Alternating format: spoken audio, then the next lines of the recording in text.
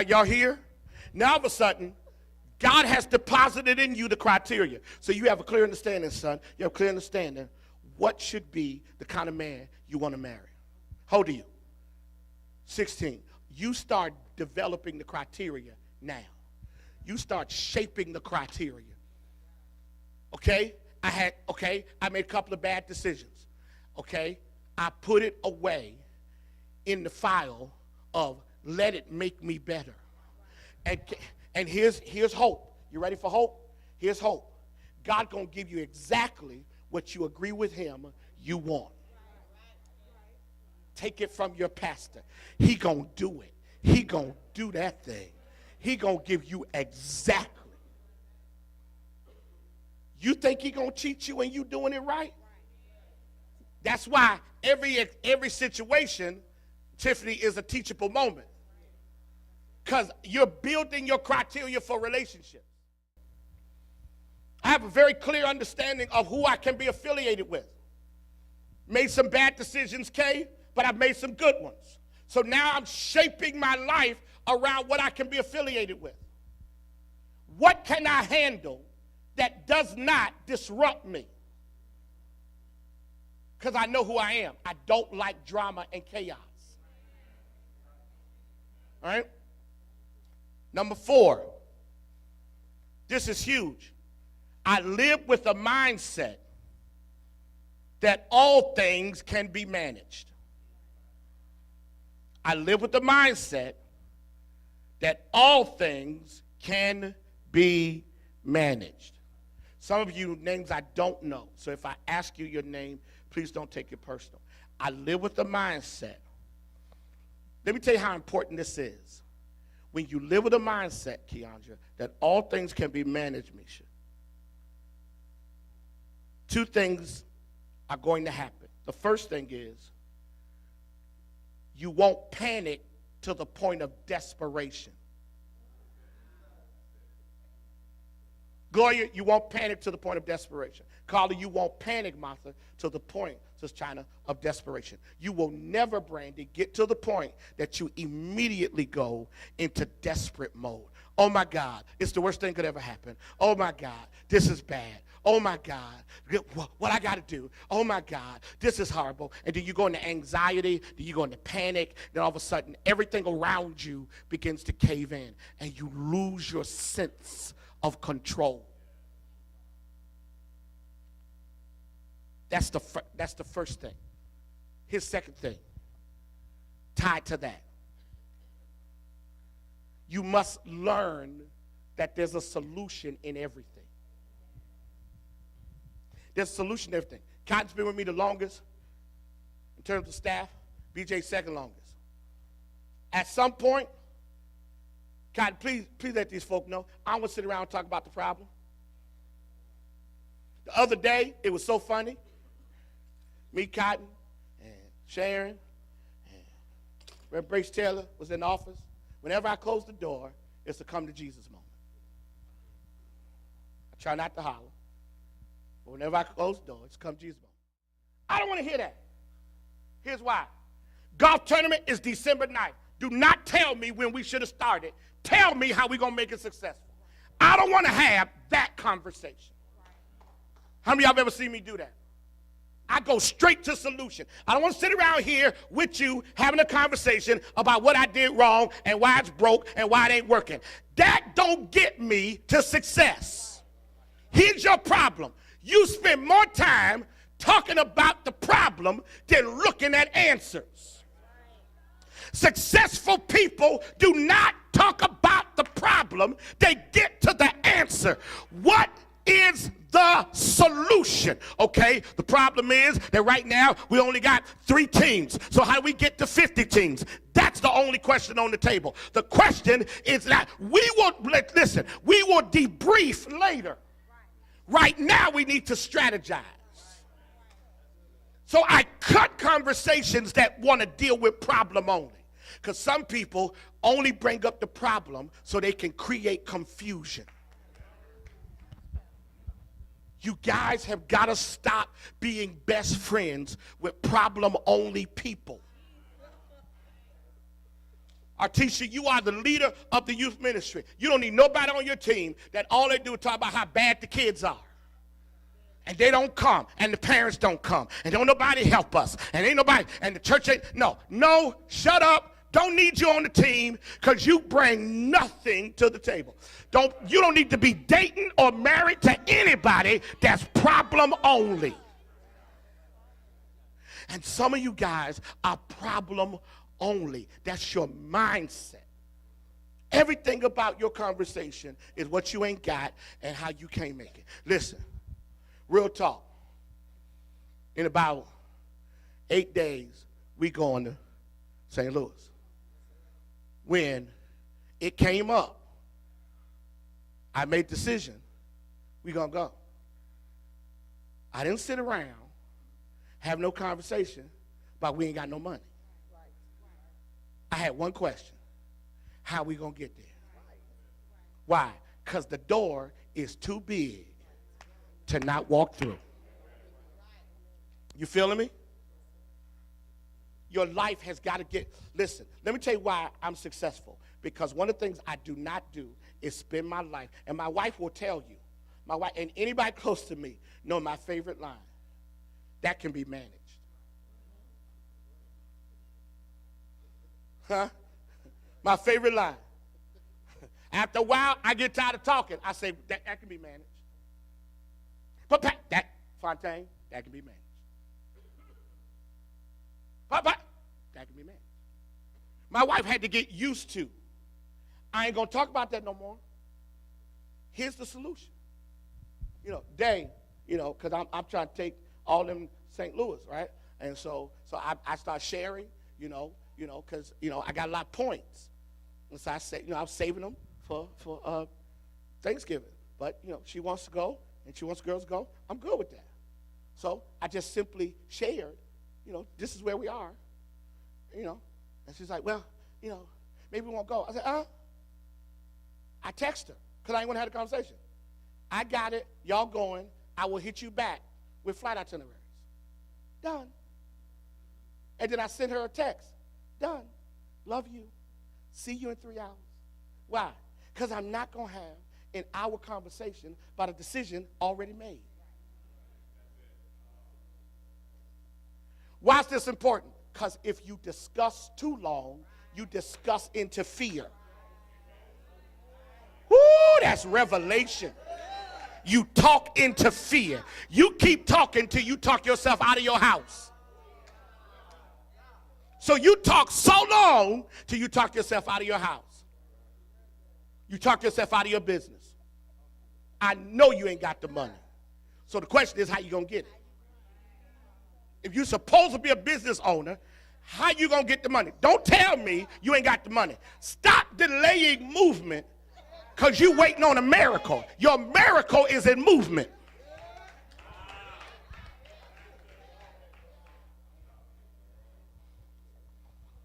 Well, that's seedable, tweetable, Facebookable. You got to get the mindset, guys, that everything can be managed. So you got to stop panicking. You got to stop the panic mode. Stop it. Grow up.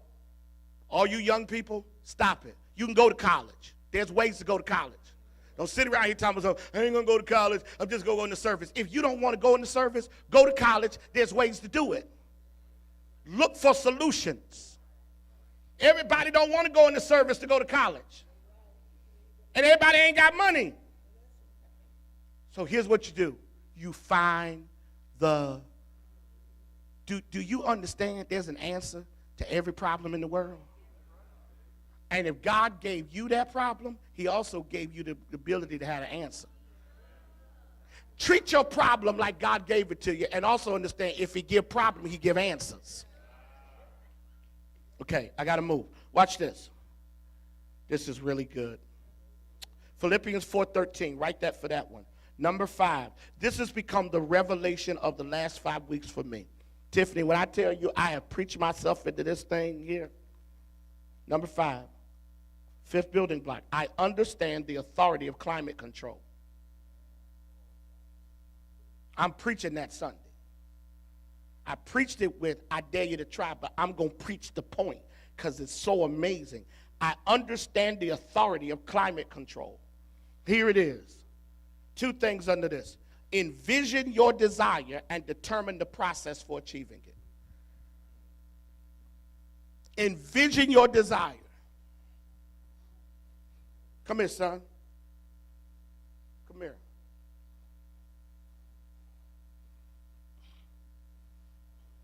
Come here. How old are you? Where you want to be at 30? Throw something out. In the NFL. In the NFL? Yes, sir. Okay. You're 16. Yes, sir. What are you doing right now? Going to high school. Going to high school. Yes, sir. Got it. So how you going to get to the NFL? By pushing myself, staying in school, going to college. Okay. Mike, is that how you get to the NFL? Some of it. So, here's what's deep. Look at me. You don't know the process. You got a great goal, but you don't know the process. So here's what you got to do. I need you to stand up, Mike. Mike, how many years were you in the NFL? 7. How many teams you play for? 5. 7 years in the NFL. Look at him. You need to go find out what the process is. And you need to do everything he tells you to do. Because if that's your goal, you got to change all of this. You feeling me? Here's where great people exist. They catch it early. Why do you think I wanted y'all teenagers in here? Do y'all understand that almost every famous, successful person wanted to be it before they could even know what being it was? James, they didn't wake up at 20 and say, I want to be it. Whitney Houston started singing when she was 6. Beyonce started when she was a little girl. Are y'all feeling me? LeBron James started dribbling a basketball before he could walk. Tiger Woods started hitting the golf ball when the club was taller than him. Great people figure it out early. Thank you, son. Here's what's tough for some of you. It's taking you so long to figure it out till you feel urgent. Listen, some of you in this room, you feel like you have run out of time. That's why I'm teaching this, because you haven't. But what you got to do is get serious about life. Y'all are playing. I'm telling you, you playing. And here's how I know you playing. Because you keep hanging around players. You got to make some tough decisions now. I'm going to be 50 in May. I got about 10 years to do it at this level. Do you think I got time? When you see me, you know what you see? Is a man that knows he ain't got time to play. I got to build this church, and I'm not talking about a building, because the building's going to happen. I got to build a mindset, because here's what's deep. Until you guys trust this. Here's what's scary, Tony and Joe. Here's what's scary. You have the ability to envision. Here's what's amazing, Kay. The moment you start to see what life can be, then there's something that happens, Kanita. You determine the process. Kanita, you think your son is a good athlete? He's a pretty good football player? Yeah. What's the process? See, here's where you control it. Here's where you control it. I teach this thing all the time called seed time and house, seed time and house, seed time and house, seed time and house. I teach it 3-4 times a year. I get frustrated teaching it because most of you haven't caught the principle yet. You haven't caught it. John tell you haven't caught it. Because if you caught it, you would be understanding. The principle, Mary Scott, am I lying? Fontaine, am I lying? You too have caught the principle. You live the principle. The principle has to do, Artisha, with the fact that everything I plant, it comes back to me in the form of harvest. So what I do, right, Natasha? So what I do, Joe, Tony, you just walked into closing on your new house, right? You came back and closed. Why? And this dude said on Facebook, and most of them talking about, I like it, congratulations, they missed the revelation. It ain't the house. It wasn't the house. You told them, if you are 100% tither, this what you walk in. Some of y'all ain't got it. So you sitting around here nickel and diming God because you think, I ain't got no money. You right, you ain't got no money. You have spoken correctly. You ain't got no money. And see, and here's a mistake some of you make. You have these seed moments, and you think that covers up for a lack of tithing discipline. You have seed moments. So I ask you to sow 20, and you run up here and you drop your 20, or I bring a guest preacher and he said, give me $72, and you stand in line, you write the check, pray it go through, and then you lift your hands, fall out, and then every Sunday after that you don't tithe. You've created no track record with God. I have given my, listen, real talk, I pay alimony. And I live better with less. I live better with less. I told you I came to help you. I didn't come to hide my life. I came to help you. I live better with less. Want to know why? Because I've been doing the principal timing for so long. I envision what I want, and I have given my way to it. Listen, I envision what I want. I went back to school, right? I went back to school to work on my D-Min. I envisioned wanting to teach in a seminary. And now, I'm the Dean of Gospel Heritage. I can't give you my official title yet, but, I'm the leader of Christian Education for Global United Fellowship. Global United Fellowship has right now 112 churches, and it ain't even launched yet. It has churches in Europe, Pakistan, and I'm over the whole educational initiative. And here's what's deep: seminaries are calling to connect to the fellowship, so I'm going to manage. I envision what I wanted. So you want to know why I'm here? Because I see what I want. I see what you can do. So I'm talking to you like you going somewhere. That's why I'm here. Because it's 8:31. They have already started the game. But I'm here because I'm teaching. Whenever your pastor calls this kind of session, he sees something. Do you see what I see? Or do you see what they say? See, that's why a couple of years ago, I called Derek Triplett and said, you're now my best friend. Want to know why? Because I ain't choosing nobody to be my best friend I can't partner with. So guess who's my partner for my preaching institute? There you go. Derek Triplett. Why?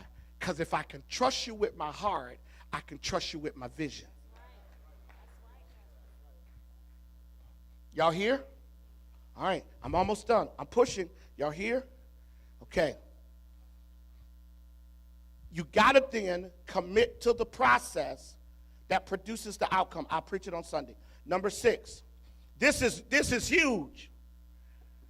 I'm willing to develop and protect the greatness in others. I'm willing to develop and protect the greatness in others. I know some of you are bored, but not everybody, because this thing is blessing me. I'm willing to develop and protect the great. One of the great principles of my life is I am a bearer of other people's dreams. Man, when the Lord said that to me, that thing blew me away. The Lord said, son, you are a bearer of other people's dreams. If you got a dream in this house, I protect it. I feed into it.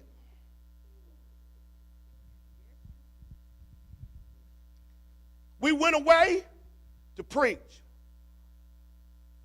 Yesterday, Alpha went with me. Alpha just wrote a book. Alpha, what I do last night when I stood up to talk about product? I vouched for his book. I got a book, but I pushed his book. This CD, honestly, okay, I don't want to go to St. Louis.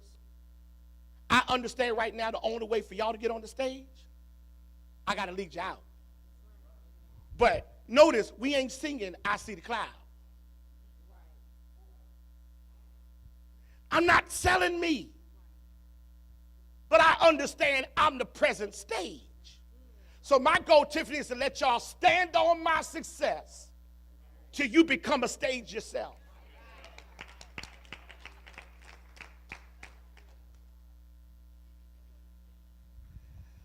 I'm getting ready to do this thing for Global United Fellowship. Who do you think? Listen, Tommy, listen to me. I'm going to use my own members as my team.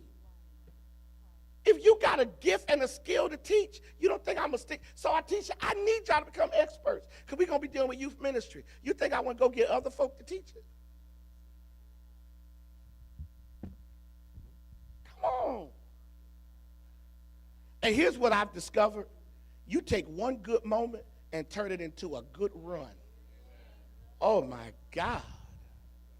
You can have one good moment, and folk think that moment is who you are. And they invite you off the moment. 1 Samuel chapter 20. Write that down. Listen, guys, you got to start protecting and developing the greatness in others. Two things are necessary then. One, you can't be insecure, and you can't be envious. Please, everybody, get this. You can't be insecure and you can't be envious. You got to learn how to armor bearer other people's dreams. If you see your pastor speaking vision, you got to say, how do I make his vision happen? Why? Because if you make my vision happen, God going to make your vision happen. Young people, connect to people who are dreaming. They will keep you from nightmares.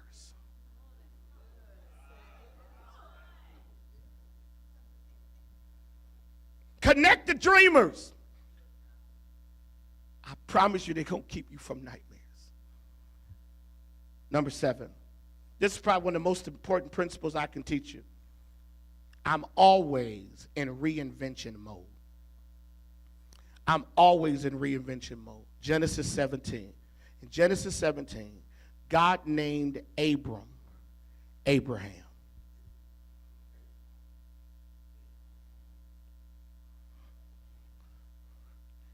Everybody look this way. Everybody look this way. Everybody look at me. Look at me. Everybody look at me. Everybody.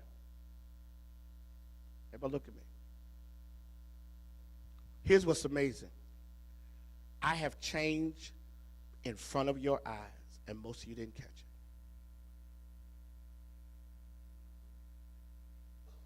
I got reinvented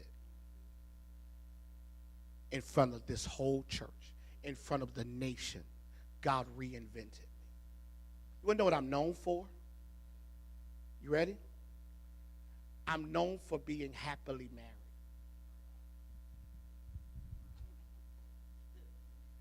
No, seriously, Mary Scott. My friends say to me, I want to be like you. No, really. And I'm talking about the ones that's been married longer. You want to know what God did? He reinvented me in front of folk. Now, here's what's so funny. And I'm going to say this, and again, this is my transparent night. There were some folk who put their mouth on me. There was one person who used to be here, and this joker goes on Facebook, and he writes, and some of y'all connected to him still, and he writes on Facebook. He went from a ranch-style house to a one-bedroom apartment, and he's anointed. And y'all are connected to him. I ain't mad at you. It's good. God told me come off Facebook. He said, and when you go back on, everybody going to eat their words. So you know what God did? He reconstructed me. Till folk that put their mouth on me coming out ain't got nothing to say now. In fact, y'all don't know. They call me, asking me to come to their stuff. Because they need my presence to validate. Ain't it strange? Don't cut folk. Let them cut themselves. Oh, I came to expose a whole lot of stuff tonight because I need to teach you how I got here. Here's how I got here. I let everybody's negative opinion, even the folk in my church who talked about me and then smiled in my face. I did not ever flinch. You ain't see me stand up here, talk about nobody. You ain't see me put nobody business in the street. I took all the blows. And I became a great husband in front of the whole nation. Anyone know why my reputation is so much better? Because folks say, if God can do it for him. Don't try to figure out who I'm talking about. Don't try to figure out what I'm talking about. I just need you to hear the revelation. Sometimes folk put their mouth on your season because they don't understand your outcome. That's a holler moment. Here's what's deep. You ready? Hey.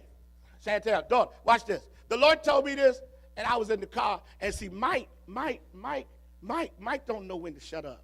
Because Mike was trying to talk to me, and I wasn't trying to talk. And I know I looked, Joseph, like I became like real aggravated in the car. Because when I start thinking, you know, when I start, you know, him and Alpha, they want to talk. Alpha want to turn around, drive, and give me dap. Dude, look, you right, Pastor, dude. Maybe you got a death wish. I'm sure you want to go home to your wife, but I really want to go home to mine. Can you turn around? All light-skinned people look front. You right, Pastor. You right about that. I know I'm right. So he wanted to talk. And you know, that car was so confused today because light-skinned and dark-skinned, there's just too much going on in that car. I just thought I'd just say, you know, sometimes God will give you opposing spirits in your life. Watch this. Watch this. You got it. Watch this. So I'm sitting, Mike ain't even laughing now. Look at him. He'll, shut up. You'll be all right. Watch this. So I'm sitting there in the car, and here's what the Lord said to me about reinvention. I'm ready to bless everybody in this room. Watch this. The Lord said this to me. And when he said it, I wanted to jump out the car and run down 95. Here's what he said to me. You ready? Here's what he said. He said, you are never going to be permanently who you are unless you choose to be.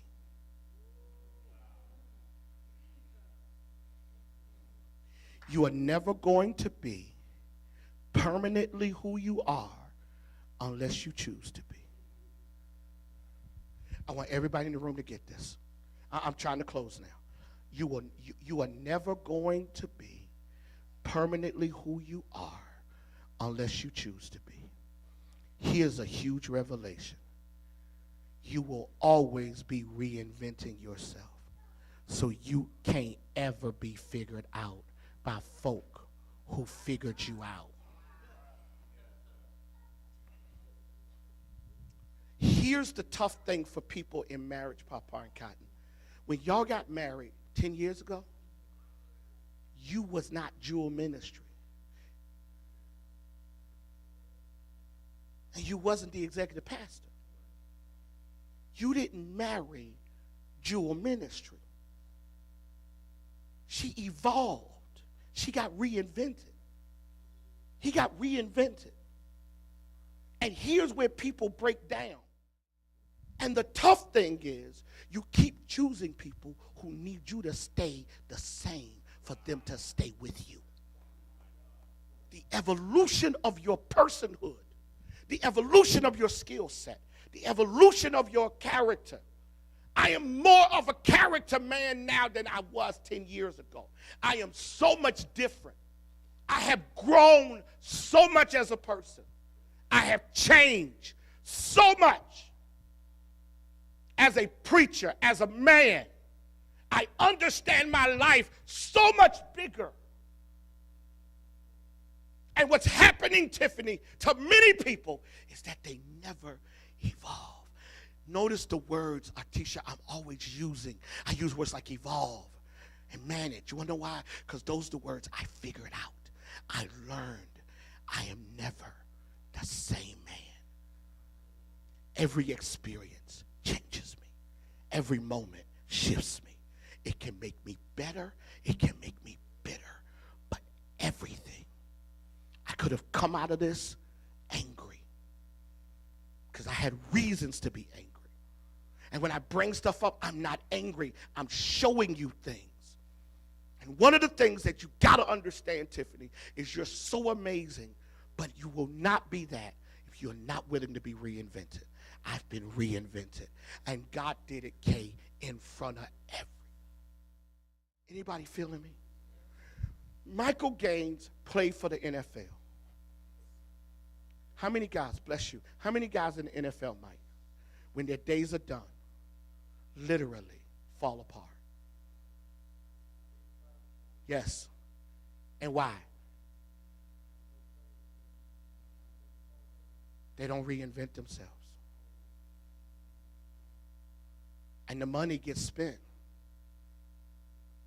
I saw Mike on the phone today.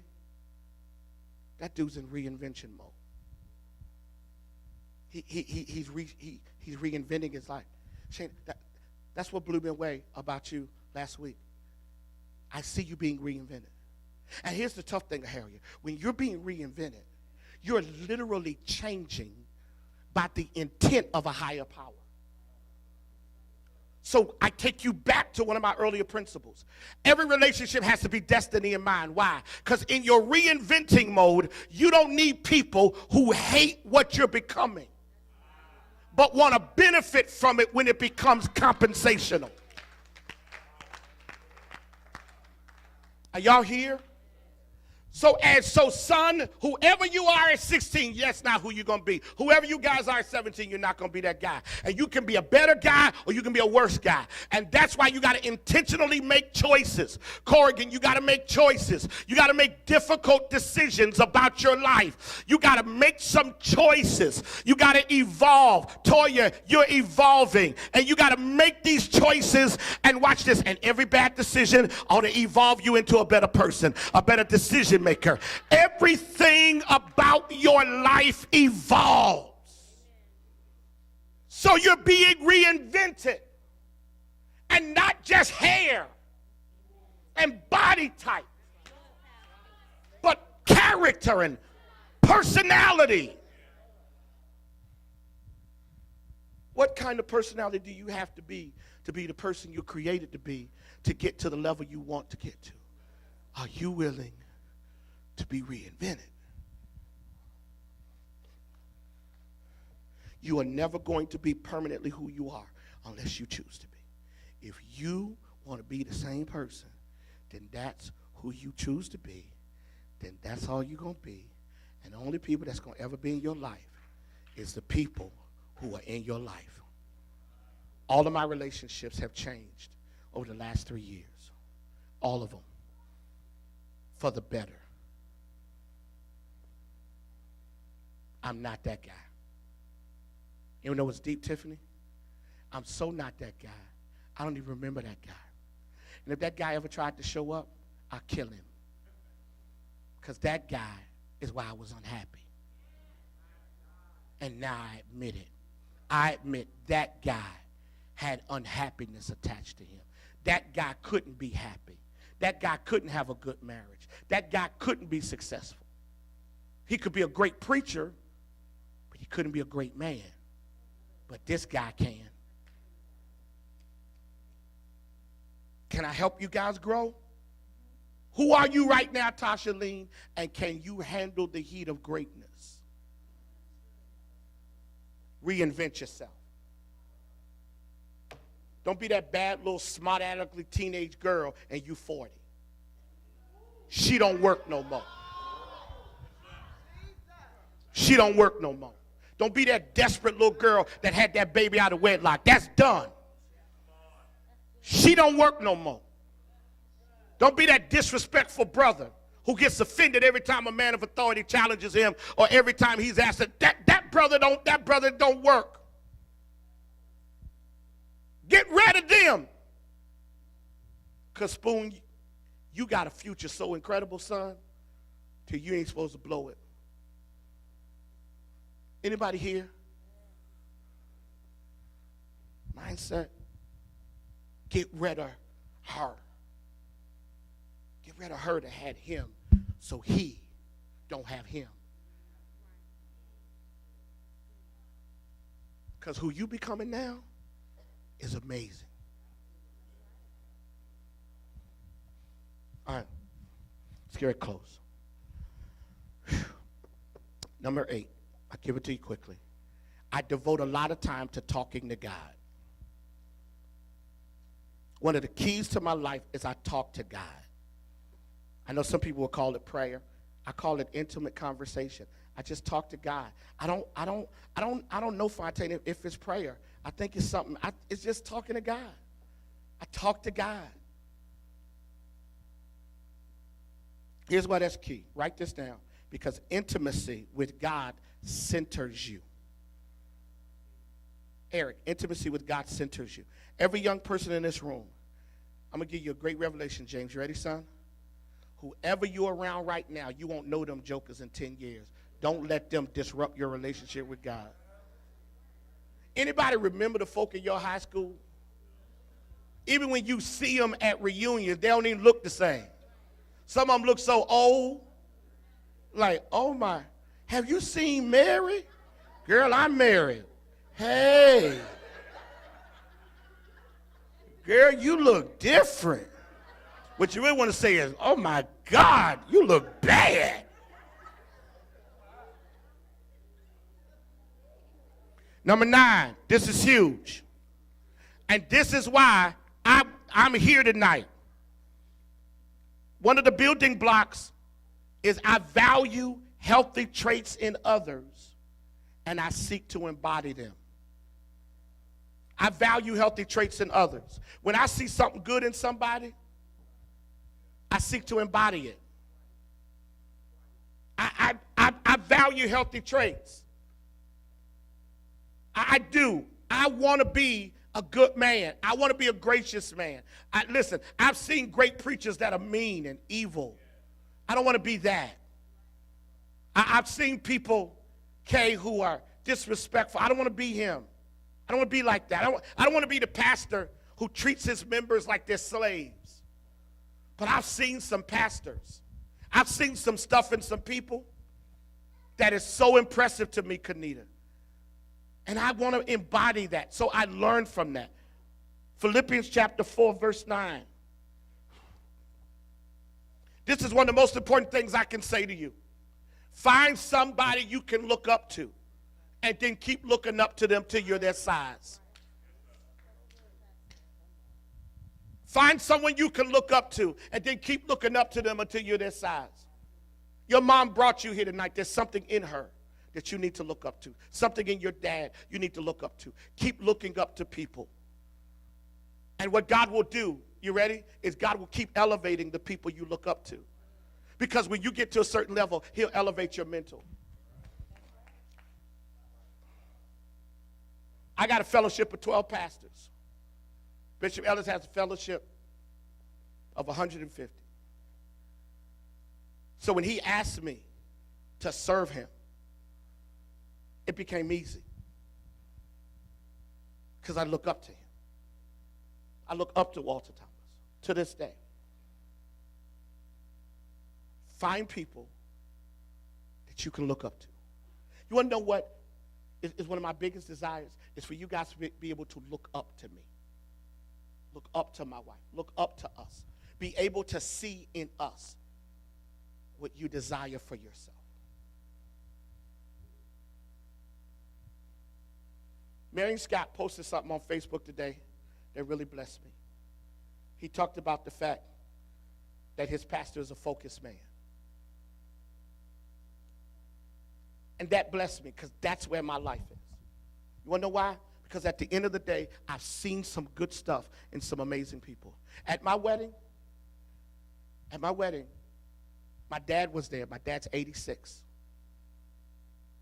And I cried. And this is why I cried. And this is what I said. I said, finally, I feel like I can be the man my father is. I've lived 48 years, and I don't measure up to him yet. I want to be like him. Here's what's tough. Stop looking at people that make you look down. Stop looking at the class clown. Stop looking at the thug. Stop looking at the loud girl in school. Stop looking at the girl that's clubbing, that's got men chasing her, but don't have destiny chasing her. Stop looking at people with nothing to offer but a one-night stand. No, elevate your mind. Find somebody that makes you feel bad. Oh my God, they're so good at this, I need to change.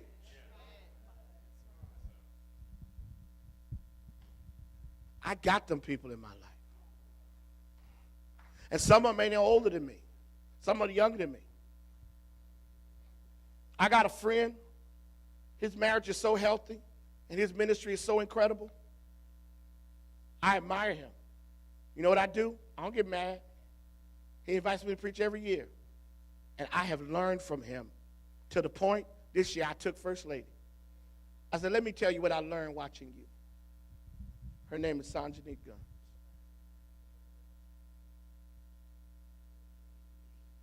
Start choosing big people. If I ain't big enough, choose somebody that's so big till you gotta keep looking up. Last point. I'm done. Well, let me say this. Under number 9. Develop a healthy appreciation for successful people and study them for application, not duplication.